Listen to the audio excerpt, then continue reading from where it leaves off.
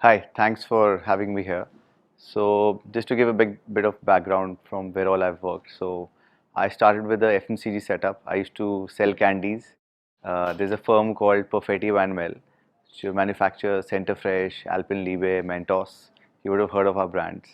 So, I started as a management trainee there. I was there for about a couple of years. I set up distribution in Himachal Pradesh for them. So that's what I started with. I moved on to footwear, worked with Bata for about 6 years, learned own retail because Bata majorly operates with their own stores. Moved on to a brand called Adidas and Reebok. Reebok used to be part of Adidas earlier. Learned franchising business there for about 6 years, and now finally I'm here, part of Aditya Birla Group. And I head a brand called Tasva. I'm the chief operating officer here. So Tasva was formed as a great opportunity in the market. The market consisted of either a national player operating on a value segment, and then you straight away had couture brands. So there's a huge gap in between with respect to pricing, the kind of products which were there. Tasva was created as a collaboration between Aditya Birla Group and Tarun Tahiliani, who is an ace designer. Most of you will be knowing him. He's very popular in the industry and also with the film stars. We created a brand called Tasva. The brand was conceptualized to cater to the people, to cater to young Indian men who want comfort as well as great styling. That's how the brand was conceptualized. We started with one store about 1.5 years back.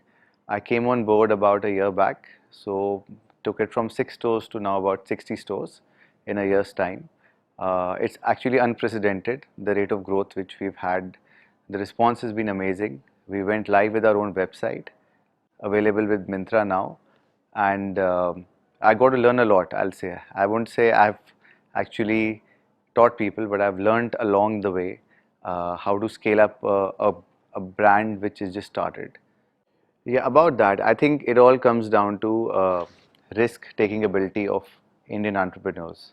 We anyway export fabrics. We don't export finished goods, but if you look at the goods which we export, they're either raw materials or there are parts to the finished product.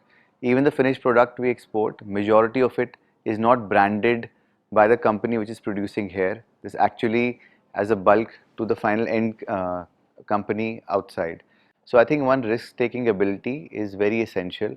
I'll give you example of Sabyasachi, I'll give you example of Manevar.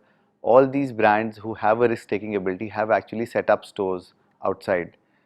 So, I mean, जो थोड़ा दम होना चाहिए अपने अंदर, उसके बाद सब हो जाता है. Okay, so I'll be a bit selfish coming from the industry. We would like people to be ready to join us. There's a huge talent crunch and creativity for me, uh, having spent too much time in business now, is problem solving.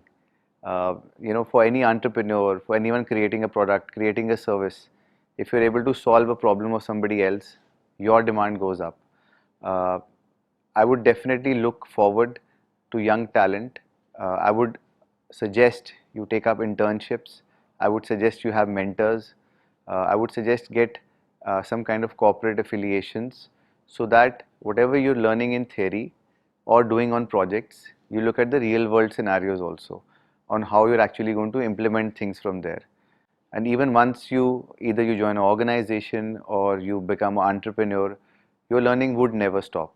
It's a continuous process.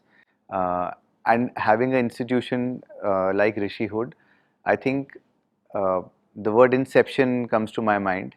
Subconsciously, this will be engraved in you, the creativity part of it, and that will go a long way in shaping your careers, either setting up something of your own or joining an organization. So I wish you all the best for that.